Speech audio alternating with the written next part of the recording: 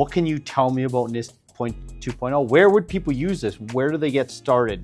Yeah, actually, that's a good question. So first of all, like NISTs have plenty of standards or like published documents that they help people,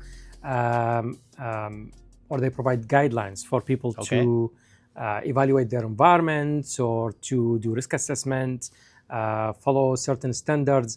But one of the most important one that recently released is NIST CSF, which is the Cybersecurity Framework, version 2. So version 1, I think it was released in 2014.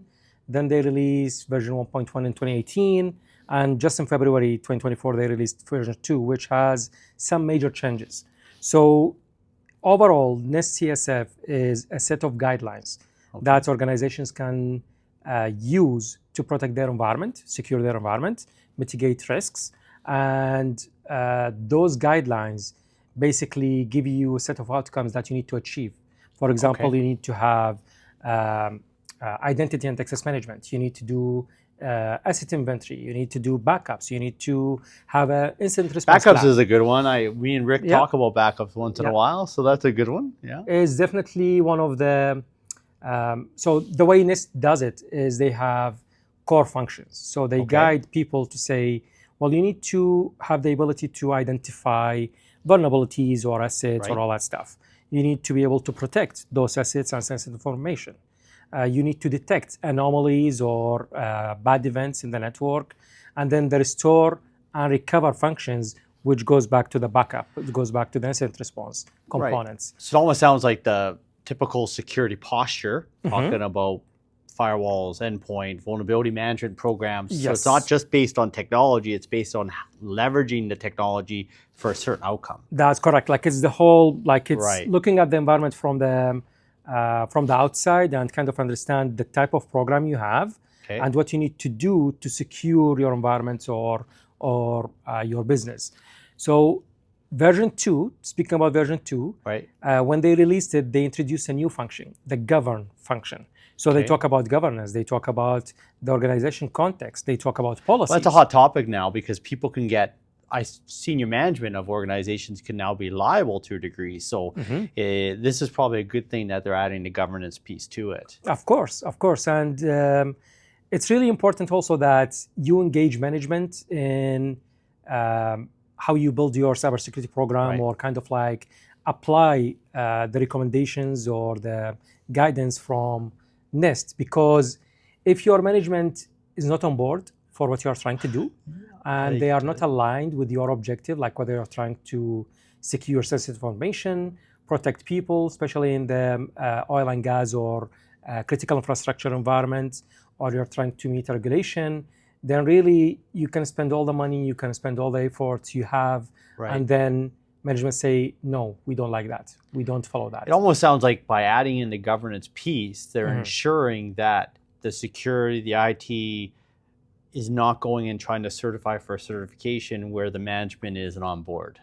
Exactly. Okay. And even some organizations in some industries, they try to focus on the compliance side of things without really considering the security. So let's have a checklist. Yeah, we have this, we have that. We are following the regulation or following the requirement, but the management is not on board in terms of while you are maintaining compliance, you need also to leverage those efforts to enforce security or protect the environment.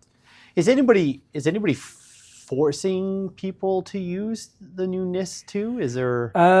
Good question. So recently what we've been seeing in the industry is many provincial or even federal level regulations, they are adopting NIST. They were adopting NIST version like 1.1 and now they are shifting to 2. The reason for that is NIST, although it's built or authored by a US-based organization like, I should say NIST CSF. So the CSF, or the Cybersecurity Framework, was authored by NIST. It's applied to all type of organizations, all type of industries.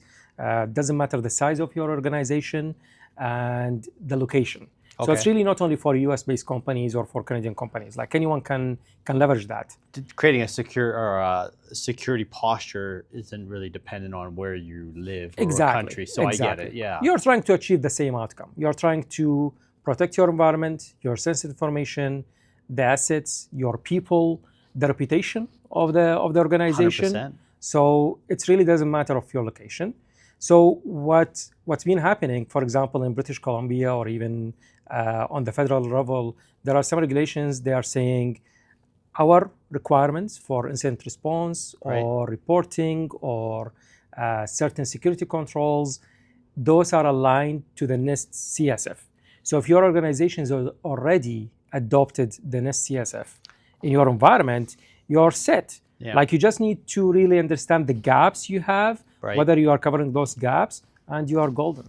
Sounds like a level set to me, making sure everybody's at the same level. And I think with the way the industry is today, with the malicious threat actors out there and how many attacks we see every day, ransomware, etc., it's probably a good level set to make sure everybody's up to a certain standard. 100%. And the nice thing about NIST also is they don't care about, or they are vendor agnostic, I would say. Right. It's not about technology. It's the base. Exactly. Yeah. It's about the concept. It's about understanding your environment.